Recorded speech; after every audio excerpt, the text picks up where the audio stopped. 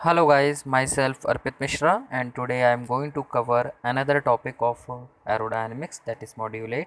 So the index for my today's video presentation will be aircraft performance in level flight and effect of altitude on level flight. So पहले इसके ऊपर overview ले लेते हैं।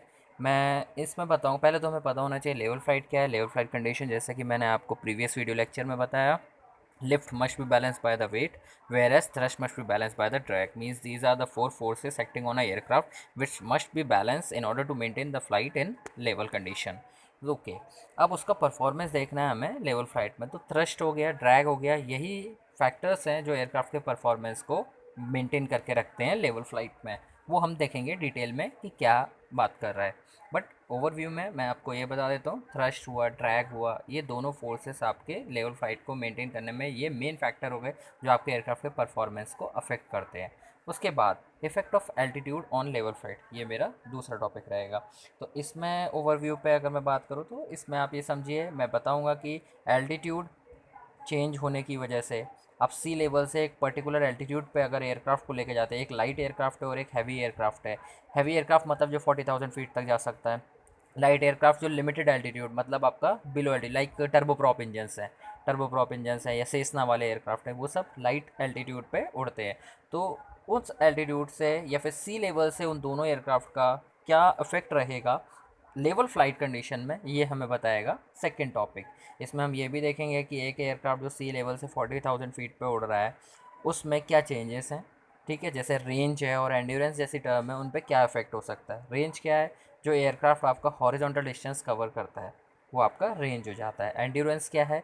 जो aircraft आपका particular time मतलब टाइम ले रहा है एयर में रहने के लिए, तो एंड्योरेंस को मैं डिफाइन कर सकता हूँ time period for which the aircraft remains in air, वो एंड्योरेंस है। तो ये दोनों टॉपिक में हम ये सब कंडीशंस के ऊपर बात करेंगे। चलिए अब मूव करते हैं हम लोग अपने पहले टॉपिक की तरफ।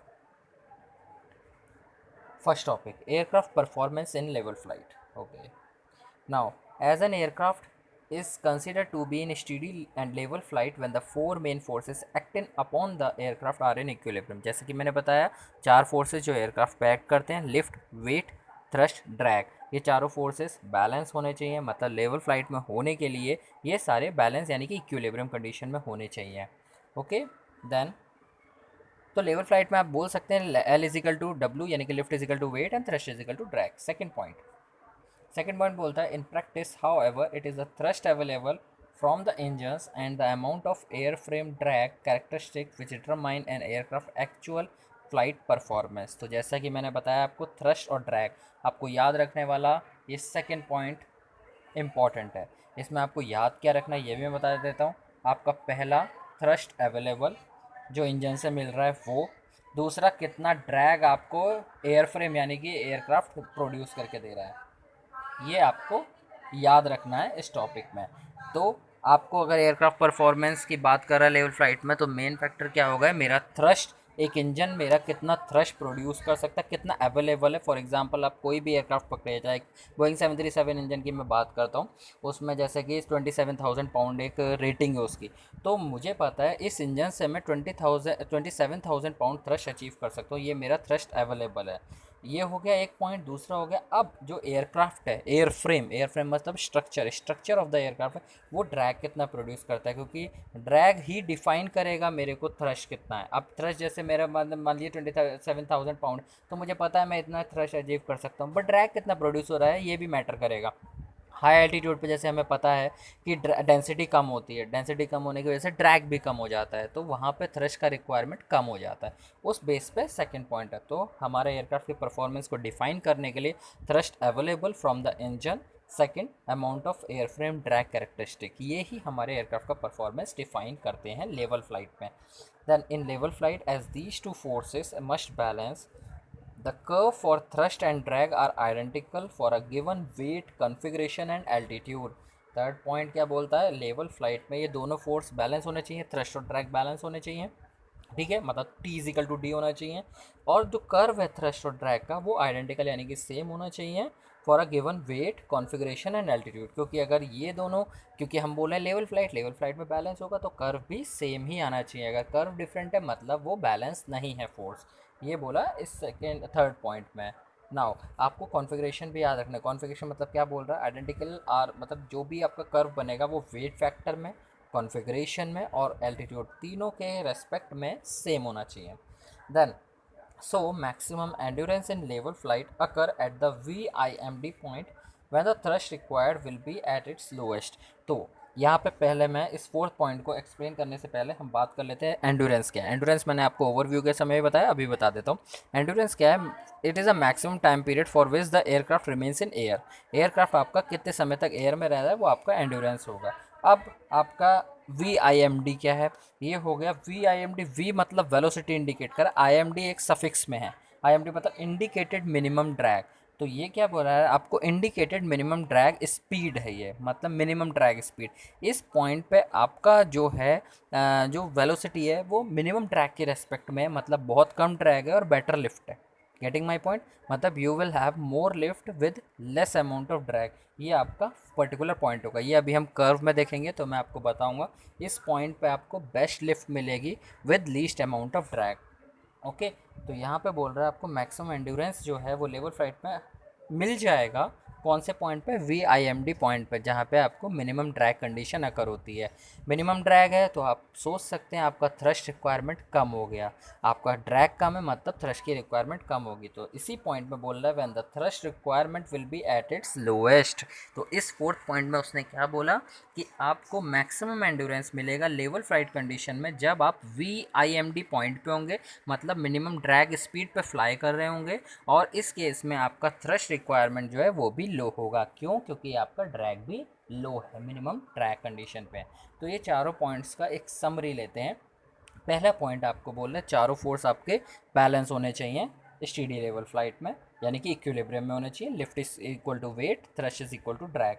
सेकंड पॉइंट में बोल रहा है आपके दो फैक्टर हैं, एक तो thrust available from the engine and airframe drag characteristic. ये दोनों फैक्टर ही हैं जो आपका डिटरमाइन करते हैं एयरक्राफ्ट की फ्लाइट परफॉर्मेंस को। थर्ड पॉइंट में बोलता है सिंस ये दोनों फोर्स बैलेंस रहेंगे थ्रस्ट और ड्रैग, तो इस केस में जो थ्रस्ट और ड्रैग का कर्व रहेगा वो भी आपका आइडेंटिकल होना चाहिए। किस रेस्पेक्ट में? वेट के रेस्पेक्ट में, कॉन्फ़िगरेशन के रेस्पेक्ट में और एल्टीट्यूड के रेस्पेक्ट में। फोर्थ पॉइंट में वो बोलता है आपको मैक्सिमम एंड्योरेंस मिलेगा लेवल फ्लाइट के अंदर कौन से पॉइंट पे, VIMD पॉइंट पे, मिनिमम ड्रैग स्पीड पॉइंट पे, जहाँ पे आपका थ्रस्ट रिक्वायरमेंट भी लो होगा। नाउ अब ये देखिए आप कर्व, इस कर्व में VIMD पॉइंट ये वाला पॉइंट है, ठीक है, ये VIMD पॉइंट है यहाँ पे। और ये देखिए आपका ये वाई एक्सिस है, ये वाली वाई एक्सिस है। यहाँ पे आप देख सकते हैं टोटल ड्रैग और थ्रस्ट रिक्वायर दे रखा है। ये आपकी एक्स एक्सिस है, एक्स एक्सिस पे आप देखिए वेलोसिटी दे रखी है, ठीक है। तो अब आगे देखते हैं।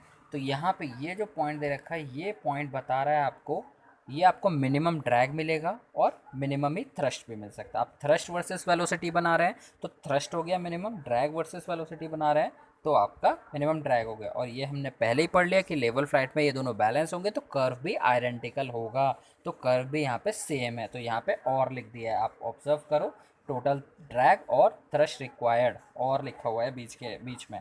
तो यहाँ पे ये बता रहा है आपको ये कर्व दोनों के लिए सेम है, थ्रस्ट वर्सेस वेलोसिटी के लिए या फिर ड्रैग वर्सेस वेलोसिटी के लिए सेम ही कर्व ड्रॉ होगा। अब आगे बढ़ते हैं।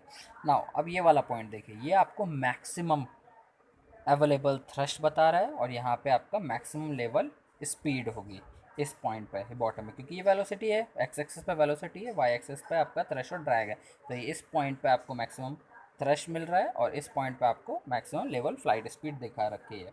तो ये कर्व इंडिकेट क्या कर रहा है, एक तरह से ये आपका पावर अवेलेबल का कर्व हो गया। पावर अवेलेबल और थ्रस्ट अवेलेबल, मतलब ये जो कर्व आप देख रहे हैं जो इस तरीके से ये करके ड्रॉ किया हुआ है, ये आपका पावर अवेलेबल का कर्व है। तो इस कर्व में आप देख सकते हैं एक पॉइंट आपको VIMD का दिखाया और आप नीचे देखिए दो एयरक्राफ्ट मेंशन है एक्स एक्सिस पे, this one and this one. यहाँ पे एयरक्राफ्ट देख सकते हैं। इन एयरक्राफ्ट में पहले मैं इसकी बात कर लेता हूँ, लो। तो ये देखिए लो मतलब आपको स्पीड आपका दिखा रहा है यहाँ पे लो स्पीड है, मतलब एंगल ऑफ अटैक थोड़ा ज़्यादा ही होगा। ओके, एंगल ऑफ अटैक ज़्यादा होगा और लो स्पीड है, मतलब VIMD तक आपको स्टॉलिंग स्पीड समझो।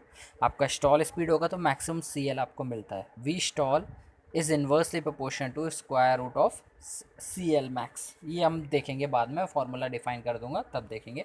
बट ऐसा समझिए कि आपको लो स्पीड है तो मतलब एंगल ऑफ अटैक हाई रहेगा। अब इस डायग्राम में देखिए, हाई स्पीड दिखा रखी है, मतलब एंगल ऑफ अटैक लो रहेगा। ठीक है, अब हम देखते हैं इनके पॉइंट्स के रेस्पेक्ट में ये क्या बोलते हैं। ठीक है ना, पहला point, to maintain level flight there for the minimum level flight speed of a aircraft is usually governed by the aerodynamics of the aircraft, that is stalling angle of attack is a given configuration। मतलब आपका we stall रहेगा, मतलब आपको C L max, आपको maximum lift मिल जाएगी और minimum level flight speed होगी। पॉइंट आपका क्या है, V I M D, V I M D की बात कर रहा है। वी आई एम डी मतलब आपका इंडिकेटेड मिनिमम ड्रैग स्पीड। तो ये बोल रहा है अगर आपको लेवल फ्लाइट मेंटेन करनी है, मिनिमम फ्लाइट स्पीड लेनी है ऑफ एयरक्राफ्ट, वो गवर्नड होती है aerodynamics of the aircraft, that is stalling angle of attack. जो स्टॉलिंग एंगल ऑफ अटैक होगा जिस पर आपको मैक्सिमम लिफ्ट मिल जाएगी। अब मिनिमम लेवल फ्लाइट के स्पीड के बाद अब बात करते हैं maximum level flight speed. Maximum level flight speed मतलब एंगल ऑफ अटैक कम हो जाएगा, लेकिन यहाँ पे बात क्या आ जाएगी, अब थ्रस्ट कितना है। आपका थ्रस्ट जितना ज़्यादा रहेगा उतना बेहतर रहेगा, तभी आपको हाई स्पीड मिलेगी। तो अब यहाँ पे कंडीशन क्या गवर्न करती है, वो बोलता है जो थ्रस्ट अवेलेबल है that should be equal to the thrust required. मतलब मेरे पास 10 रुपये अवेलेबल है तो 10 मेरी रिक्वायरमेंट हो। जब ये दोनों मेरी कैप मतलब खर्च करने की कैपेसिटी और होने के पैसे होने की कैपेसिटी इक्वल हो जाती है, तब मैं बोल सकता हूँ कि मेरा मैक्सिमम लेवल फ्लाइट स्पीड हो रही। अब मेरे को पता है 27,000 पाउंड मेरा इंजन थ्रस्ट प्रोड्यूस कर सकता है, दे सकता है। तो उस थ्रस्ट से मैं कंपेयर करूँगा मेरा रिक्वायरमेंट कितना है, मतलब मैं लो एंगल ऑफ अटैक पर उड़ रहा हूँ और मैक्सिमम लेवल इस फ्लाइट की मैक्सिमम स्पीड चाहता हूँ, तो मैं जैसे अपनी हाई स्पीड करना चाहता हूँ, तो मेरा थ्रस्ट रिक्वायरमेंट और थ्रस्ट अवेलेबल इक्वल होना चाहिए। तो अगर मैं कर्व ड्रॉ करूं, तो मैं अब आपको पीछे एक कर्व ड्रॉ कर रहा है, तो मैंने स्लाइड में नहीं मेंशन किया है लेकिन मैं कर्व आपको बता देता हूँ। ये पावर अवेलेबल का कर्व है जो ऑलरेडी ड्रॉन है। एक कर्व मैं आपको ऐसे ड्रॉ करके दे, ये होता है जनरली पावर रिक्वायर्ड का कर्व। तो ये इसको रफ करता हूँ, एक मुझे ये अटैच करना है पॉइंट, ये सॉरी ये भी नहीं, हाँ अब ठीक है। ठीक है, इस तरीके का कर्व बनेगा। ये थोड़ा सा प्रॉपर ड्रॉ नहीं हुआ है, बट इस तरीके का कर्व रहेगा आपका पावर रिक्वायर का। तो आप देखिए यहाँ पे जहाँ मैंने अटैच किया, ये पॉइंट जहाँ पे अटैच हुआ, मतलब आपका पावर अवेलेबल और रिक्वायर एक तरह से सेम हो गया। अब मैं इसको रब करके एक प्रॉपर और दिखाता हूँ आपको। जनरल जो आप डायग्राम देखेंगे पावर से वेलोसिटी का, वो कुछ इस तरीके का ड्रॉ होगा।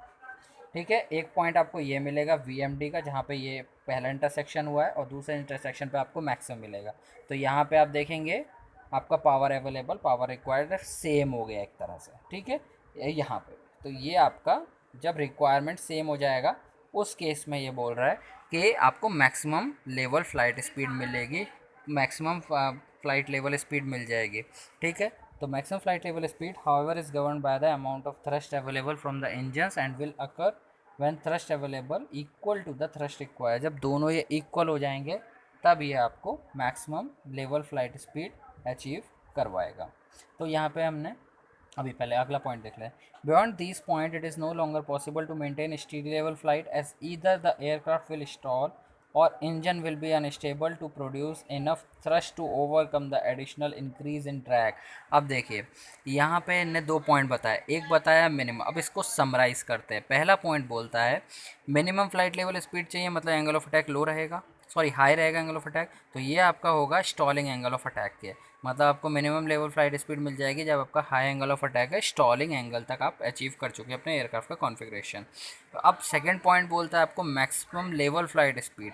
मैक्सिमम लेवल फ्लाइट स्पीड मतलब लो एंगल ऑफ अटैक, लेकिन इस केस में आपको याद रखना है थ्रस्ट अवेलेबल और thrust require should be equal. Thrust available from the engine will occur when thrust available equal the thrust required, यानी कि आपका जो दोनों थ्रस्ट हैं, थ्रस्ट अवेलेबल और थ्रस्ट रिक्वायर सेम हो जाएंगे, तब आपको मैक्सिमम लेवल फ्लाइट स्पीड मिल जाएगी।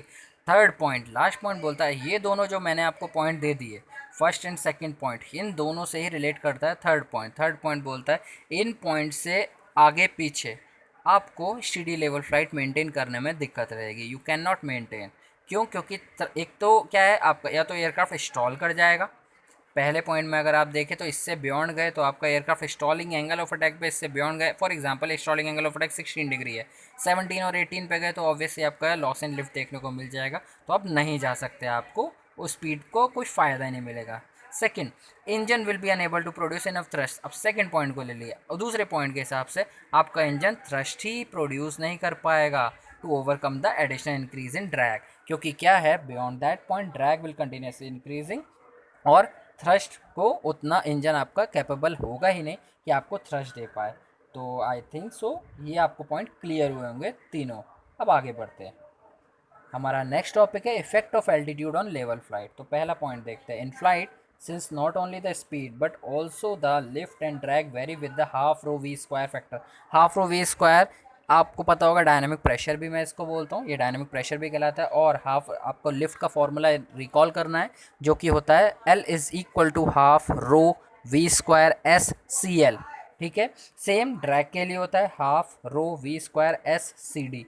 सी एल वहाँ पर लिफ्ट कोफिशिएंट है, सी डी मतलब ड्रैग कोफिशिएंट है। अब देखते हैं क्या बोल रहा है यहाँ पे, since not only the speed but also the lift and drag vary with this factor, the relationship between equivalent air speed and angle of attack is unchange at altitude provide the weight remain constant. अब मान लीजिए आपका wait constant है, तो आपका in flight में speed के अलावा ही, मतलब सिर्फ स्पीड ही नहीं, लिफ्ट और ड्रैग दोनों half rho V square factor से अफेक्ट होते हैं। मैंने अभी आपको फॉर्मूला बताया, तो लिफ्ट और ड्रैग दोनों में ये फैक्टर आता है हाफ रो वी स्क्वायर। इन दोनों से चेंज होने की वजह से या वेरिएशन में आपको लिफ्ट और ड्रैग में भी चेंजेस देखने को मिलेंगे। अब रो आपको पता है डेंसिटी है, डेंसिटी मतलब एल्टीट्यूड बढ़ने पे डेंसिटी बदलती है। अब इसका इफेक्ट हम आगे देखेंगे। The relationship between the equivalent air speed and the angle of attack is unchange at altitude. तो आपको ये पॉइंट याद रखना है, ये पॉइंट मतलब relationship between equivalent air speed and angle of attack remains unchange at altitude provided the weight remain constant. अगर आपने वेट को कांस्टेंट मान के रखा है तो आपका equivalent air speed E A S, ठीक है, एंड एंगल ऑफ अटैक, इन दोनों का जो रिलेशन है वो अनचेंज रहेगा एक एल्टीट्यूड पे, एल्टीट्यूड के साथ। बस आपको वेट एज्यूम करके रखना है, कांस्टेंट है आपका। ठीक है, पहला पॉइंट आपको ये याद रखना है। अब आगे बढ़ते हैं। ठीक है, however at higher speed, high speed पे कंप्रेसिबिलिटी इफेक्ट भी आ जाता है। कंप्रेसिबिलिटी इफेक्ट मतलब डेंसिटी में वेरिएशन देखने को मिलेगा। Compressive effect tend to alter the relationship by reducing the C L appropriate for a given angle of attack. Compressibility above 0.4 Mach. Compressibility अब पहले देखिए, कंप्रेसिबिलिटी इफेक्ट मतलब क्या है, आपका डेंसिटी वेरिएशन होगा, और ये इफेक्ट तब आएगा जब मैक नंबर जो है 0.4 से एक्सीड कर चुका है। ठीक है, 0.4 से एक्सीड मतलब आपका हाई स्पीड है। हायर स्पीड पे तो आपको याद रखना है ये जो है आपका ये रिलेशनशिप कौन सा अभी जो हम देख रहे हैं कि हमारा रिलेशनशिप कौन सा, ई एस और एंगल ऑफ अटैक का, जो इक्विवेलेंट एयर स्पीड और एंगल ऑफ अटैक का आपका अभी जब आपने वेट कांस्टेंट मान के चला था तब आपका ये जो रिलेशन था ये अनचेंज हुआ था ई एस और एंगल ऑफ अटैक का। लेकिन हाई स्पीड पे, अगर आप हायर स्पीड पे, तो कंप्रेसिबिलिटी इफेक्ट आ जाएंगे। उसकी वजह से क्या होगा, आपका सी एल लिफ्ट कोफिशिएंट भी एंगल ऑफ अटैक की वजह से मतलब रिड्यूस होने लगेगा, तो लिफ्ट चेंज। और आपको ये भी याद रखना है हाई स्पीड मतलब एंगल ऑफ अटैक लो ही होगा, तो वहाँ पे आपको लिफ्ट कोफिशिएंट रिड्यूस देखने को मिलेगा, क्योंकि आपका कंप्रेसिबिलिटी इफेक्ट भी आ जाएगा, मतलब डेंसिटी में थोड़ा चेंजेस देखने को मिलेंगे। ये दोनों पॉइंट में आपको ये याद रखना है। ठीक है, now for aircraft fitted with jet engine. तो अभी हमने जो दो पॉइंट देखे मैं बोल सकता हूँ वो एक लाइट एयरक्राफ्ट की बात कर रहे हैं। ठीक है, अब मैं बात करता हूँ हैवी एयरक्राफ्ट जहाँ पे जेट इंजन इन्वॉल्व है। For aircraft fitted with jet engine flying at altitude does affect the endurance of the aircraft in level flight as the jet engine become more efficient at altitude using less fuel. तो ये point very important for you. देखिए, एक aircraft है जो jet engine से यानी कि commercial aircraft है, वो एक हाई एल्टीट्यूड पे उड़ रहा है, तो वहाँ पे अगर एल्टीट्यूड हम देख रहे हैं ना, एल्टीट्यूड का लेवल फ्लाइट पे क्या चेंज है, तो एयरक्राफ्ट जिसके साथ जेट इंजन है, कॉमर्शियल एयरक्राफ्ट पकड़ लीजिए, ठीक है, कॉमर्शियल एयरक्राफ्ट है, ठीक है, उसमें ऑब्वियसली जेट इंजन है, तो वो एक हाई एल्टीट्यूड पर उड़ रहा है, तो वहाँ पे एल्टीट्यूड की वजह से एंड्योरेंस में फ़र्क देखने को मिलेगा। तो आपको याद क्या रखना है, एंड्योरेंस चेंज हो रहा है। ठीक है, क्योंकि जेट इंजन मोर एफिशिएंट हो जाता है हाई एल्टीट्यूड पे और लेस फ्यूल कंजम्पशन होता है। हाई एल्टीट्यूड पे एक और रीज़न है, हाई एल्टीट्यूड पे क्या है, ड्रैग लो होता है। Why, because density of air become low, तो drag is directly proportional to density, that's why thrust requirement will become laser.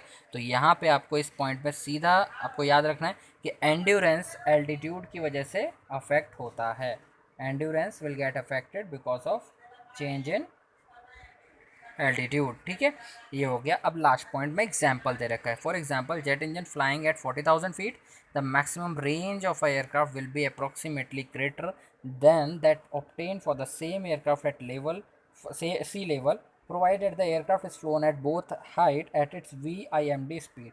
अब इस पॉइंट में देखिए उसने पहले मैं आपको क्या इस वाले पॉइंट में आपको याद रखना है कि endurance is the main point जो कि अफेक्ट हो रहा है. सेकेंड पॉइंट में आपको याद रखना है range, that is maximum range.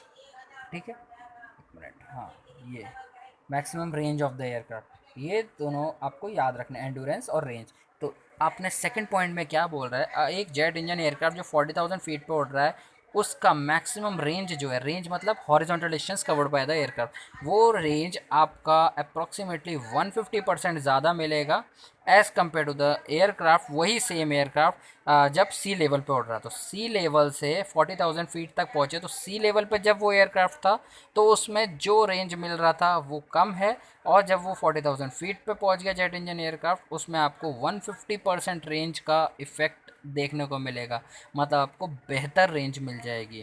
ठीक है, प्रोवाइडेड कंडीशन क्या है, आपका जो एयरक्राफ्ट है वो जो भी मतलब चाहे वो सी लेवल पे उड़ रहा है या फिर आपका एक 40,000 फीट पे उड़ रहा है, बट उड़ना चाहिए VIMD स्पीड पॉइंट पे. VIMD मतलब जो आपका इंडिकेटेड मिनिमम ड्रैग स्पीड है. ठीक है, मतलब आपको मैक्सिमम लिफ्ट मिलेगा इस पॉइंट पे और with least amount of drag. तो अब समराइज करते हैं हम effect of altitude on level flight. ठीक है, पहले मतलब हमने चारों पॉइंट को अगर कंबाइन करूँ तो उसने बताया कि आपका EAS इक्विवेलेंट एयर स्पीड और एंगल ऑफ अटैक का रिलेशनशिप अनचेंज रहेगा अगर आपने वेट को कांस्टेंट मान के रखा है लेवल फ्लाइट के अंदर एक एल्टीट्यूड पे. ठीक है, सेकंड पॉइंट पे उसने इसी बात को प्रोसीड करते हुए लाइट एयरक्राफ्ट के लिए बोला कि आपको चेंजेस देखने को मिल सकते हैं. फिर थर्ड में उसने भी बताया आपको कि अगर जेट इंजन एयरक्राफ्ट है तो एल्टीट्यूड में फ़र्क होने की वजह से या किसी भी एल्टीट्यूड पे, यानी कि आप सी लेवल पे थे और एक आप पर्टिकुलर एल्टीट्यूड पे गए, तो वहाँ पे आपको एंड्योरेंस और रेंज दोनों में चेंजेस देखने को मिलेंगे. एंड्योरेंस और रेंज दोनों में आपको चेंजेस देखने को मिलेंगे. तो सी लेवल से आपको जो रेंज मिल रही है वो कम रहेगी. ठीक है, सी लेवल पे, और आप जैसी 40,000 फीट पर जाएंगे तो आपका रेंज में बढ़ोतरी मिलेगी, ग्रेटर हो जाएगा, ज़्यादा रेंज मिलेगी.